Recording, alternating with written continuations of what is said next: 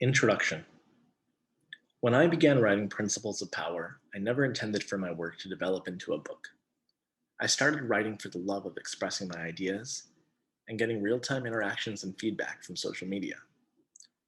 The vast majority of what's written in this book was merely a means to communicate my insights, ideas, and contribute to others.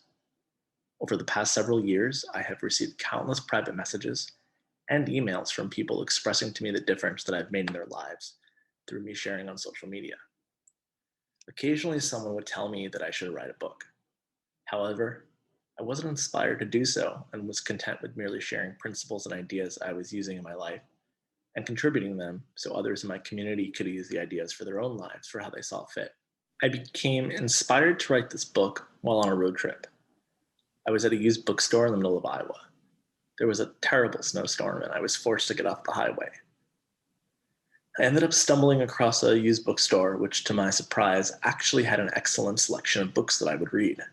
And it wasn't one of those used bookstores with mostly junk. I stumbled upon a book by one of my favorite authors, Seth Godin, who luckily has also given me permission to use quotes of him in this book.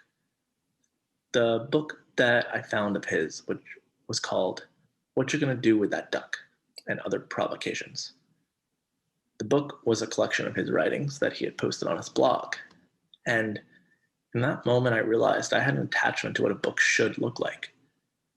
Through letting go of my attachment to what a book should look like and consciously choosing to focus on what I was committed to through writing a book, I had the experience of being freed up just to simply write and enjoy the process without having to worry about everybody getting it.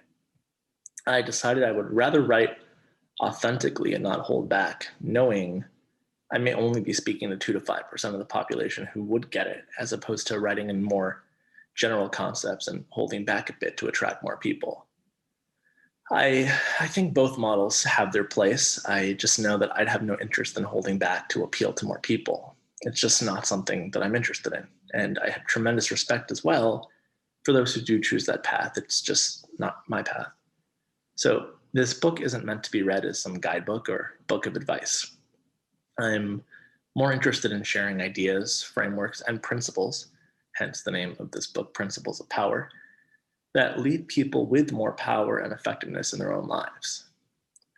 This book is also not meant to be intellectualized, where you just walk away knowing more facts and information. That's not what impacts performance and effectiveness in life. I'm very clear about that.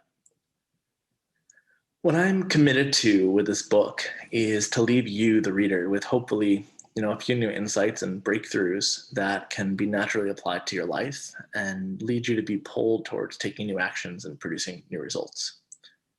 What it will take from you is an open-mindedness, a sense of curiosity, and a willingness to try things on that may feel or seem counterintuitive at first. I can assure you that if you read Principles of Power from a space of agreement, you'll most likely be left with no new insights, and this book will have been a complete waste of your time. What I mean by reading this book from a space of agreement is reading through the lens of what you agree with and what you don't agree with. I agree, I don't agree. This book will provide the most value for you when it's read from a space of actively looking for how this book can contribute to actual areas and circumstances in your life. Where the magic happens is when you see for yourself how these frameworks and principles impact your life in real time when applied and not just thought about or intellectualized. So with that being said, you could have 100 people read this book, and I would assert 100 people would get different things out of it. Whatever new insights you get out of reading this book are yours to have. And anything that I say, even when you make an effort to apply it, if it just doesn't resonate with you or work for you, just toss it aside. Like conversations also, they work a little bit like grenades. And if you know anything about grenades, you know that there's a delay between when you pull the pin and when the grenades explode. A lot of these ideas and principles that I'll be sharing with you work a bit in that way. I've come to discover for myself that after having shared many of these ideas and principles with thousands of people over the past decade, that's kind of how it goes. It's quite common for me to share something with someone and it doesn't really click for them until much later. sometimes days, and sometimes even years later. So it's possible and even likely that something you read in this book will have an impact on you at a later time, and it will just kind of naturally click when it's meant to click for you. Also, these ideas and principles aren't where the power lies. The power of these ideas and principles lie in the thinking and the inquiry that come with engaging in these principles for yourself in your own way. See, it's one thing for an idea to be understood intellectually. It's an entirely different level of knowing when something is gotten viscerally and something shifts inside of you. These principles got at an intellectual level, while perhaps interesting, won't add much value to your life. So whatever you get at the level of your core where something shifts, that's where the power is. I think of this book like an arrow. So if you take an arrow and it points you to a destination, you getting to the destination is what matters. See, if you were to spend 20 years over analyzing the arrow and just stand in front of the arrow, kind of staring at it, what you would get is a lot of thoughts about the arrow, which would defeat the purpose of the arrow's function.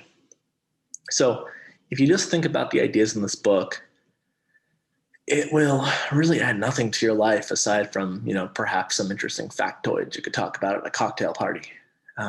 However, if you really do the work and really start inquiring and looking to see how you can apply these ideas to your own life, then the insights and breakthroughs that you get through inquiring into these frameworks and principles are the tangible results you'll have after reading this book.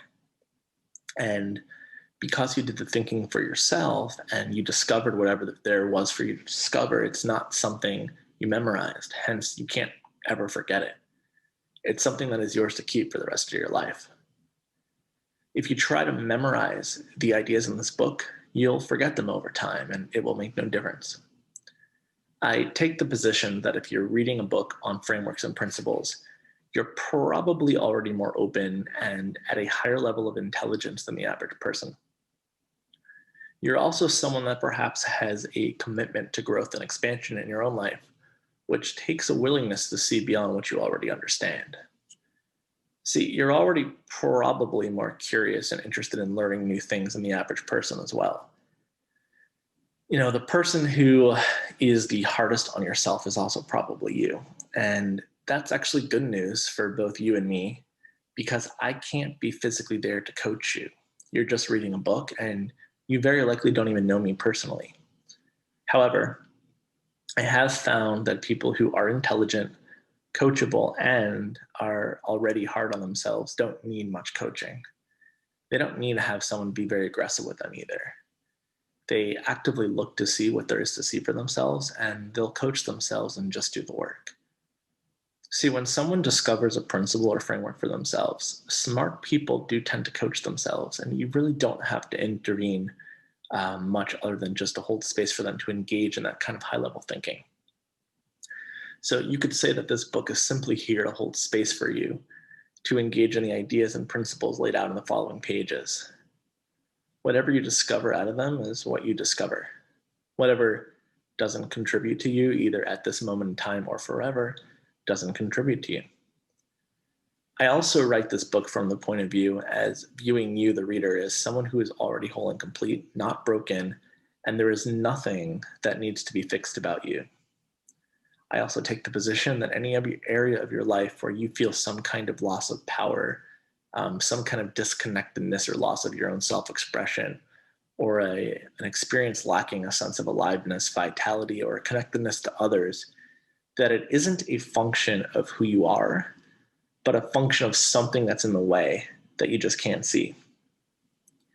And if what's in the way was brought into view, you'd be able to free yourself from it, as opposed to taking actions on top of it, which is about as useful as painting over a canvas that has, already a painting on it to create a new painting. It just doesn't work, nor does it create anything new. Instead, it only produces more stuff on top of the old canvas. Like I say several times in this book, whipped cream on shit is still shit. I'll take the analogy even further and say that whipped cream on a delicious cake just adds to the delicious cake. Unless, of course, you don't like whipped cream, and then you can substitute that for some other topping that you like. Intended outcomes. There are 3 intended outcomes for anyone reading this book. Number 1, to discover things in the way to get at the heart of what's not working. Number 2, to see what's in the way that's preventing you from taking life to the next level in areas of your life that are working well. And 3, to see new actions and ways of being that you can take on and apply to what's already working to further enhance what you're already up to in life. Lastly, there is no general rule to any of this, and however you use this book that actually adds value to your life is fine by me. I'm simply sharing how I see things and how I believe you can use this book to provide yourself with the most value and efficient use of your time. While writing this book, there were terms mentioned rooted in a body of work known as tribal leadership, which weren't always explained or distinguished out. Therefore, I decided to interview John King, who developed many of the principles and mental models discussed in this book. John is a dear friend of mine, and someone whose work I admire and also teach. And he's also a genius, even though he probably would say that I was wrong about that. He's just humble and I'm right.